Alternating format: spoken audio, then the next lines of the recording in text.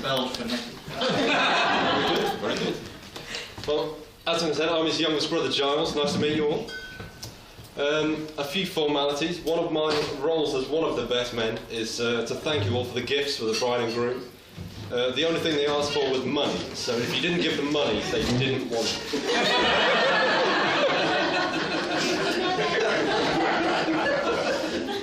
As I'm sure you all know, their original honeymoon plans were to travel to Egypt. They were going to go to a resort for a week, travel down the Nile, go and see Cairo, all of the wonders of the world. The locals found out about this about a year ago, and they were up in arms about it. They're fighting, they've thrown out the government. Eventually, diplomacy meant that they were told that they're never to enter the country. So they've changed their plans. They'll now be going to Sri Lanka and then to the Maldives. So keep your eyes on the news for when they find out about that. Right.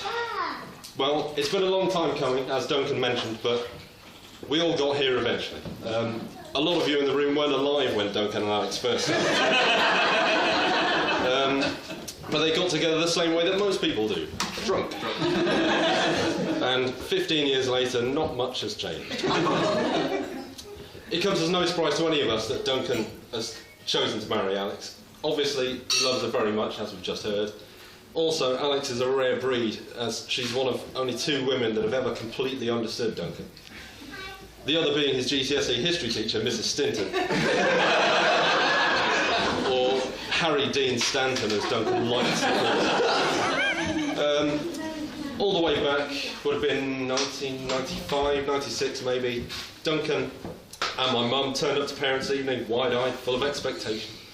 Mrs. Stinton sits them down and says, "Duncan, do you know what the word apathetic means?" For anybody who doesn't, apathetic is a polite way of saying you're really lazy and completely disinterested. But what does she know? A few years after that, Duncan left home. Only 10 years, he met a girl first. Only 10 years after that, he bought an engagement ring. Barely a year later, he used that engagement ring. And only 4 years after that, here we all are. Apathetic indeed. In your face, Mrs. Stinton. Now, our family are all fully aware of this, but for Alex's family who weren't sure, Duncan didn't have the easiest of childhoods. He was constantly in and out of hospital, having been diagnosed with what we now know as Balotelli syndrome. That's a football reference for all you sports fans. It essentially means a stupid person doing stupid things and then wondering why it's always them. And it is always Duncan.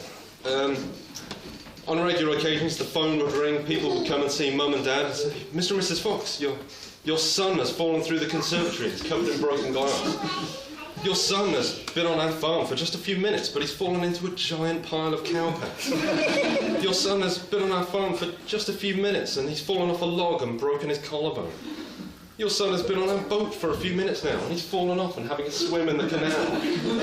Your son's been in Liverpool for a few weeks now and he's run all over my car, causing thousands of pounds worth of damage. Mr. and Mrs. Fox, we found your son. He got on the wrong bus. Please can you come and collect him from the depot? Mr. and Mrs. Fox, your son is drunk and has passed out on the floor. Please come and collect him from school." Now, Mr. and Mrs. Fox have 3 sons, but on none of these occasions did they ever need to ask, which son? It's always Duncan. But Duncan's youth wasn't all drinking and falling in cowpats. He may not look like it now, but he was quite the athlete and discovered a great passion for rugby throughout secondary school. He was constantly in the first 15 squad. He had successful tournaments here in England and abroad in Canada, and this eventually led to him playing at our national stadium in Twickenham, which I think is a fine achievement and deserves a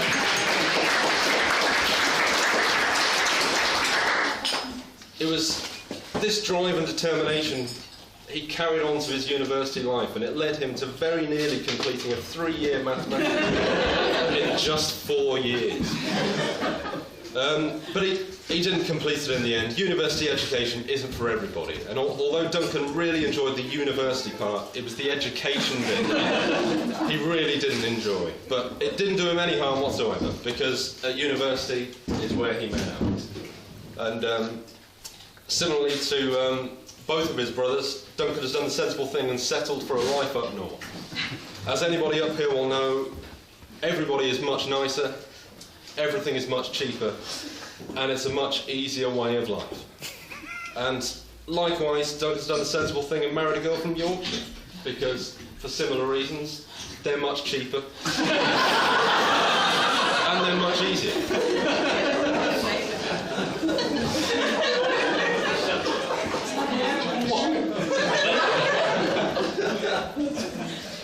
In all seriousness, Duncan and Alex have been together now for half of my life, and it's true. 32 years old. And I certainly can't picture Duncan without it. We're all really, really happy for them that they've got married, even if they did take their sweet time getting it here. We're all big, big fans of Alex, and I'm sure we think we're okay in small doses, which is all you can really ask for from your in-laws. And we wish them all a very long and happy marriage. But there is one more Duncan story, and it is the only Duncan story you ever need to know, really. If you all look around the room, you'll find that most adults have one of these. It's a champagne. Now, Duncan couldn't touch one of those for a good 15 years. And the reason he couldn't is because of his last day at school. It was the last day before exam leave started, before their A-levels. All the kids were excited. School's finishing, exams are starting, and everyone's going to go out celebrating. But Duncan and his friends thought they'd get the jump on everybody and start celebrating a little early. So when morning lessons finished, off they went.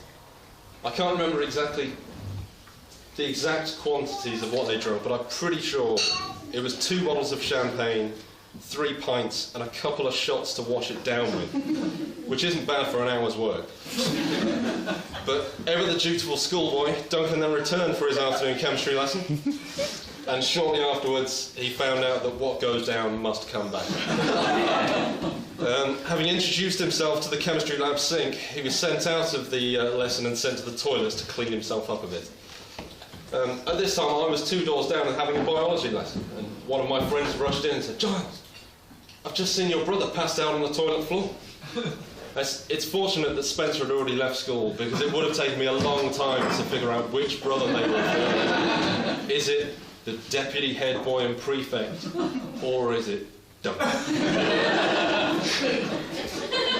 thought, well, this I've got to see.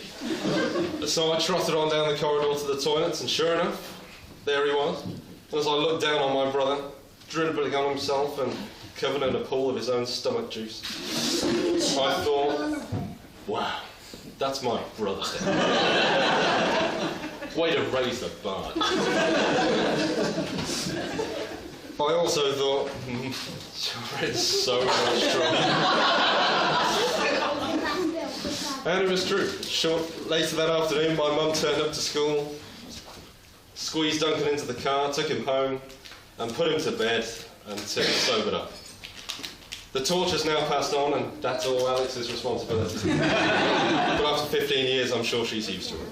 But it was also quite annoying, because at the time I was only 16, so my drinking days were just about to start. And all of the goodwill that Mum had shown to Duncan was then over. So for me, there were no lifts into town to the pub, there was no picking me up from the pub. I had to get the night bus home every weekend for a year. So thanks a bunch. But before we toast the bride and groom, I'm sure you're aware, Duncan and Alex have been together already for 15 years. They have had a long and happy past. I'm sure they'll have a long and happy future as well. The secret to a happy marriage came up in the books of George R.R. Martin, which is the author of our team. He's the author of the Game of Thrones series of books, and he described the perfect marriage in 2 simple words: Valar Dohaeris, which translates as all men must serve. If you live by that, happy wife, happy life. But they do say that behind every good man is a good woman. And although the jury's still out on whether Duncan's a good man, he has certainly found a good one. So, if you'll join me in toasting Mr. and Mrs. Fox, ladies and gentlemen, the bride and groom. Bride and groom.